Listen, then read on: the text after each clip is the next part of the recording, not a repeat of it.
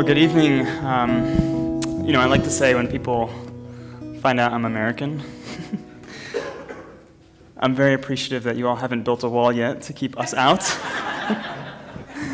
I've lived in Toronto just over 2 years and really have enjoyed being in this country, and I think, interestingly, even to bring up a joke like that, I think speaks to the relevance of a topic like this today. The title for tonight is How Do We Live Together with Our Deepest Differences? And I want to actually begin by reflecting on what's just happened in Las Vegas. And so much of that event, right on its own, is a tragedy. Here you have someone who, seemingly without motive, took meticulous care to prepare for an attack that took away 59 parents, siblings, children, friends, and family. And I just think it's shaken us. And I think a lot of these things hit me as an American, especially, to think about. You start thinking more about, do I know people there? Or it just feels so close to home. But I think in some ways, with this tragedy, it continued even after the shooting happened. And part of what I mean by that is, I don't know if you know, that the next day, the vice president of a larger American broadcasting company, CBS, posted on her Facebook account that she was not even sympathetic to those who were killed because country music fans are often Republican. This woman was the chief general counsel at CBS. She was fired the next day. But I think that it speaks to something more troubling than an individual incident. This woman had 2 Ivy League degrees. She had gone to Columbia and Yale, 2 of the premier Western academic institutions that we have. This is someone who is the product of refined Western academia. And what has contributed? How could someone at this level of intelligence arrive at that kind of divisiveness that led to a cold-heartedness, even in the face of such a tragedy as that? And as Dave mentioned, you had Michael Ramsden speak to you a year ago. He's a colleague of ours. He speaks also on topics like this, and he's dedicated much of his research over the past few months especially to seeing how this divisiveness is part of a larger trend. It's something emblematic of things we're seeing around the world. And just by way of an example of that, he speaks often about an event that happened at Purdue a few years ago that was, again, telling about something deeper going on here. A student was found reading a book in the library. The book was called Notre Dame versus the Klan. It was about, in the 1920s, how the Ku Klux Klan, the white supremacist group, came onto the campus of Notre Dame. The students rallied together and beat them off campus with clubs and bats. And it was this is what this book was about. It was about the triumph of unity and values of inclusivity over the Ku Klux Klan. A student, however, noticed this other student reading this book. There was a Klansman on the cover with the characteristic hood and the garb, and he felt offended. And he reported the student who was reading the book to a student governing body, and it was found that this student was guilty of racial harassment for reading this book, even though it's a book about the defeat of the Klan at Notre Dame.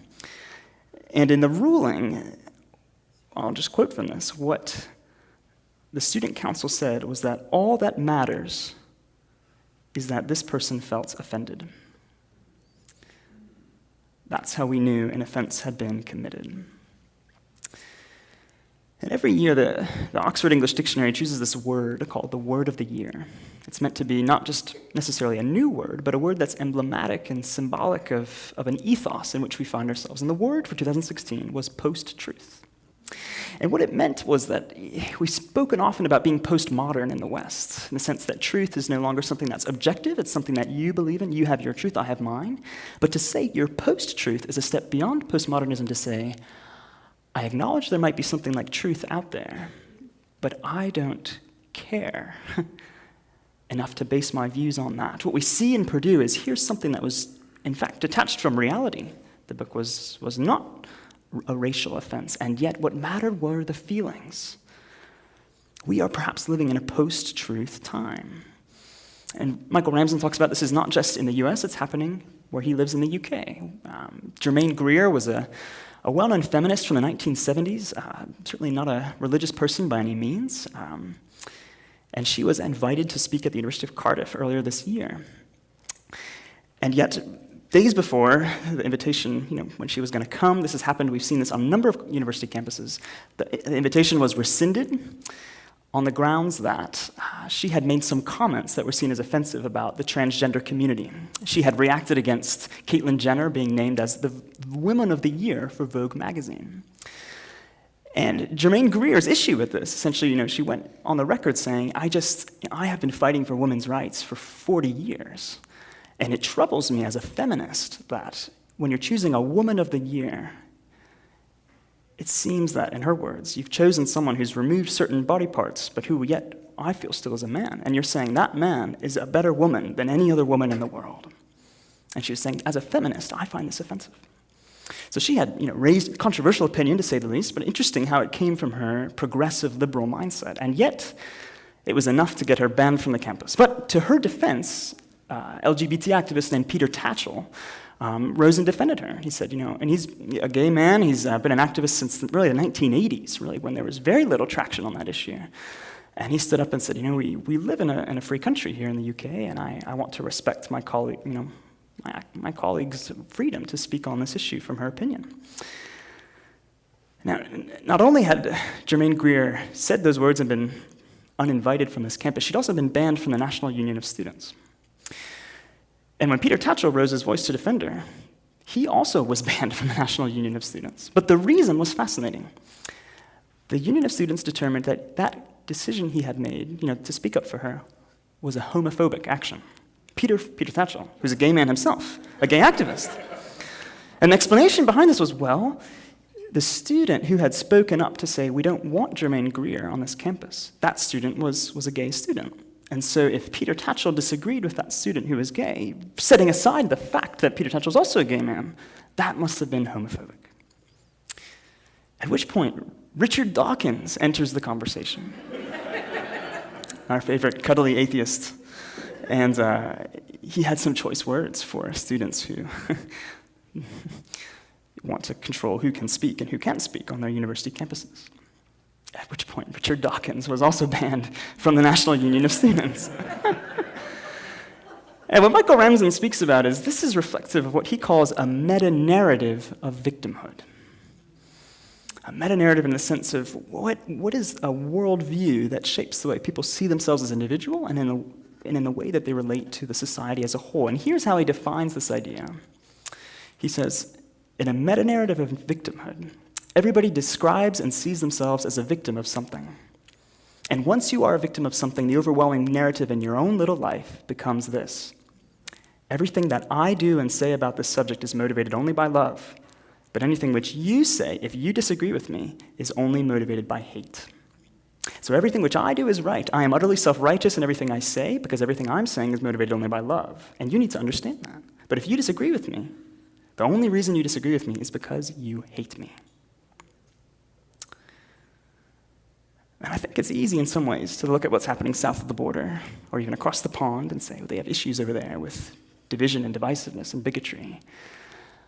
But I think if we're honest, when we look at the Canadian landscapes, there are rumblings of these sort of things happening as well. It's certainly the case that much of the Indigenous community still feels in some sense wronged or betrayed. Things haven't quite been made right yet. And we saw that sort of flare up really uncomfortably around the Canadian 150th celebrations.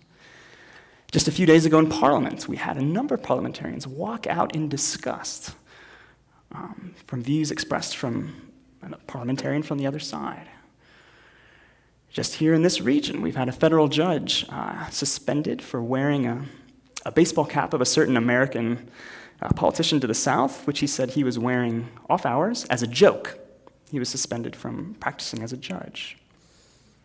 In some ways, of course, we are more connected than we've ever been. Technology, social media. Canada is more diverse than it's ever been. I just heard a statistic that in the GTA, more than 50% were born outside of the country. Amazing. We are a minority-majority culture. We're more diverse than we've ever been. But in some ways, I think we're also more divided. And what I want to speak about this evening is does the Christian faith have anything to offer here? What would it say to speak into the times that we're living in? And what I want to look at, and what I offer to you for your consideration this evening as we start, I'll be sharing, there'll be a time of questions as well as dialogue, discussion amongst ourselves. But what I submit for your consideration this evening is I think the Christian faith has something unique to offer on the levels of sociology, anthropology, and ontology. And I want to look at each one of those one by one through the lens of some vignettes of the life and ministry of Jesus. So I just want to jump right in. I mentioned first, I want to look at this at the level of sociology. And what I mean by that is, on a macro level, how is it that we as individuals conceive of another member of our society? Well, we take a step back and think about who is this person, especially if they're on the other side of the political aisle, or of a different religious group, or cultural group, or a different personality. What is the mental framework that we have in our society as a whole by which we understand who we are as individuals within one same society? And I want to actually begin by thinking about what the secular narrative has been on this question. What is the nature of human society? What makes us each individuals within that framework? And I want to do this by actually quoting from 3 secularists from 3 different eras who say, I think, something remarkably similar. So I want to begin with Voltaire. Voltaire, writing in the 1600s, wrote this about humankind: "Man is a stranger to his own research. He knows not whence he comes, nor whither he goes. Tormented atoms in a bed of mud, devoured by death, a mockery of fate." Bertrand Russell, writing a couple centuries later, writes, man is the product of causes which had no provision of the end which they were achieving. His origin, his growth, his hopes, his fears, his loves, his beliefs are but the outcome of accidental collocations of atoms." So Richard Dawkins writes, a contemporary of ours today. He says, "The universe we observe as precisely the properties we should expect if there is at bottom no design, no purpose, no evil, and no good. Nothing but blind, pitiless indifference. DNA neither knows nor cares, DNA just is, and we dance to its music." So I want to just take key phrases out of each of those. Voltaire: humans are tormented atoms in a bed of mud. Bertrand Russell: we are the outcome of accidental collocations of atoms. Richard Dawkins: we are DNA, and DNA just is, and we dance to its music. I want to pause here and say, often, there's a sense in our culture that if you're going to be a person of faith, you need to stop thinking at some point. That,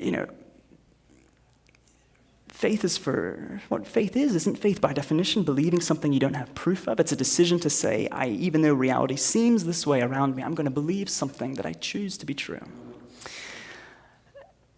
In the Q&A time, I'd be happy to share why I don't feel that's the case with the Christian faith. I think there are good reasons to believe the Christian faith is really true.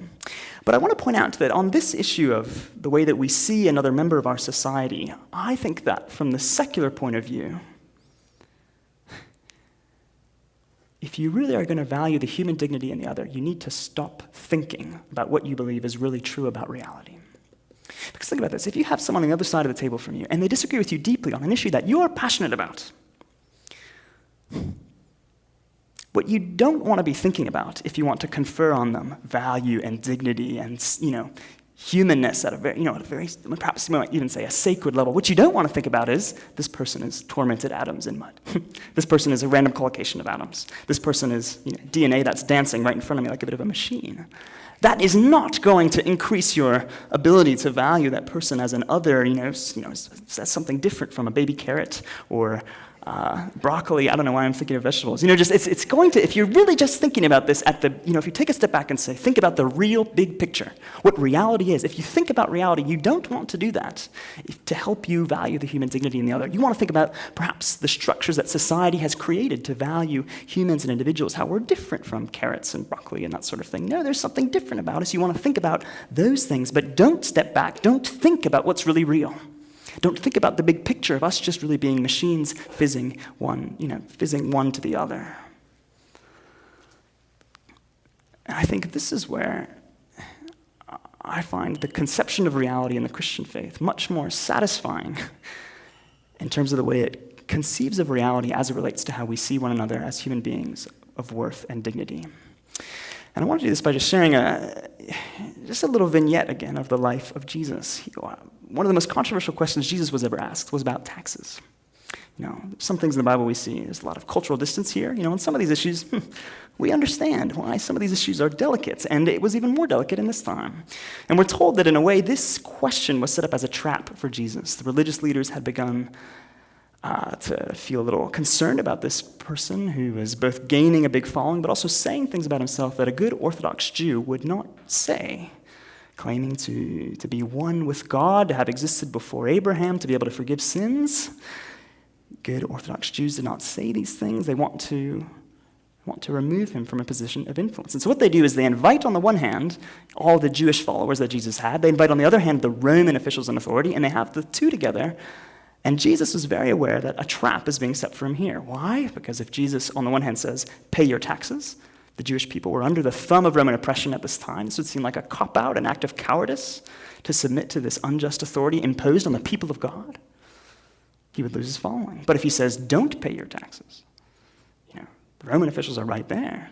There were Messiah figures, revolutionaries, they were a dime a dozen. All that would have to happen is identify Jesus in that one category. The Romans would shut him up. It was a win-win situation. And here's what we read in terms of what happened. The Pharisees, that is the religious leaders, went and plotted how to entangle Jesus in his words. And they sent their disciples to him, along with the Herodians, that is the Romans, and they said to him this, "Teacher, we know that you are true and teach the way of God truthfully, and you do not care about anyone's opinion, for you are not swayed by appearances." You must have known something's coming here. "Tell us then what you think. Is it lawful to pay taxes to Caesar or not?" But Jesus, aware of their malice, said, "Why put me to the test, you hypocrites? Show me the coin for the tax." And they brought him a denarius. Jesus said to them, "Whose likeness and inscription is this?" They said, "Caesar's." Then he said to them, "Therefore, render to Caesar what is Caesar's, and to God what is God's." When they heard it, they marveled, and they left him and went away. I think what we all sense is that the crux of Jesus' words relates to this idea of rendering. And in the English language, you don't use that word too much. It doesn't just mean to give. It actually means to give back. And for the first century Middle Easterner, this would have made sense. Why? Because Jesus is speaking about denarius, coins. And for the Middle Easterner, they would know that the coins with Caesar's face on it were actually minted from Caesar's treasury. In that sense, they really did belong to Caesar. The image on the coin, when you're working with coins that are actually bullion, that's silver or gold, the way you can know that this is not a coin that's been melted down or diluted is it has to have the stamp. The image of the ruler confers both the value of the coin as well as the sense of belonging. What Jesus is saying is, if it has Caesar's image on it, it belongs to Caesar, give it to Caesar. But then he turns the question on them and asks, whose image is on you? And this is a question that's raised at the heart of the Judeo-Christian tradition. And I find there is nothing like it in any worldview, certainly not the secular approach to seeing the world, to say actually there is something different about human beings. And what we see Jesus doing with the coin is, one, he's speaking about the imageness as something that one confers value. You're valuable because the image is on you. It's on a person who's disabled, handicapped. It's on someone who is wealthy. It's on someone who is poor. It's on an orphan. It's on a widow. There's a sacredness and value just in that imageness, but also it indicates belonging. And the question is, are you rendered to who you really belong to? See, what we see when we step back is what Christianity gives for you is it paints you a picture of reality in which if you're sitting across the table from someone who you disagree with and have feelings of animosity towards, instead of wanting to love that person and respect their dignity and therefore not think about them just being a machine fizzing at you, far from that, in the Christian tradition is, if you're feeling that way to that person, you're not thinking hard enough. You're not thinking hard enough about what's really real. It's not a secularist approach that says you need to stop thinking about what's really real for the moment, to view this person as having dignity, even though deep down, scientifically, I know that's really not the case. The Christian faith is actually, there's a broader view of reality here, and this person has a dignity and value, which is not just a social construct, it's anchored in reality. If you're feeling that bigotry towards that person, it's not because you're not thinking hard enough. I think the Christian faith offers you a view of sociology that values human dignity. And I think it also gives us an anthropology that fosters humility. One thing I think is very interesting in some of the cultural commentary, not necessarily religious, but just general, philosophical about what's happening today, is that we're seeing a language of sin enter into public discourse. And I just want to give you an example of this. There's an article by a sociologist in a magazine called The Atlantic that speaks about, on one hand, a religious obsession with sin, and yet a secular obsession with sin that's been happening at the same time. And here's what he says. This is Victor Chen. He says, given the right's religious base, it's not at all surprising that conservatives focus on moral transgressions, whether they violate God's divine law, America's founding ideals of liberty, 1950s-style norms of sexual behavior and good housekeeping, or other codes of conduct. But the left can be prudish and judgmental about the evils it holds in special contempt too. He says, the left has become too enamored with ideas of purity and sin. The sin at issue, though, is not about violating biblical commandments. It is the sin of bigotry, imperialism, and power, the accumulation of heinous acts in America's history that, in some critics' eyes, have moved the nation beyond redemption. But a relentless focus on sin worsens the problem. The idea that bigotry is, as Richard Rorty put it, a diabolical stain on every human soul, unforgiven and unforgivable, does not inspire action. What this sociologist, I think, is saying is that there is a religious way to care about sin and to draw lines and to say, we are on the side of not being sinful. You non-religious people, you're not believing the right thing, you're not behaving the right way, therefore you are sinful. In other words, we have drawn the dividing line of sin, and you are on one side if you are not religious like I am. But he's saying at the same time, there is a secular way of being obsessed with sin. There's a secular sin that follows different moral lines and frameworks, and yet says in the same way, here I have drawn my line to the things that I believe in, the values that I have, and the expectations I would have for your behavior. And yet you are on this one side, I see you as sinful, and I see myself as not. And what Chen goes on to say in the article is that this idea of sin, as it's being twisted in both the right side and on the left side, is divorced from not only how it's been understood in the Christian tradition, but in Western philosophy as a whole.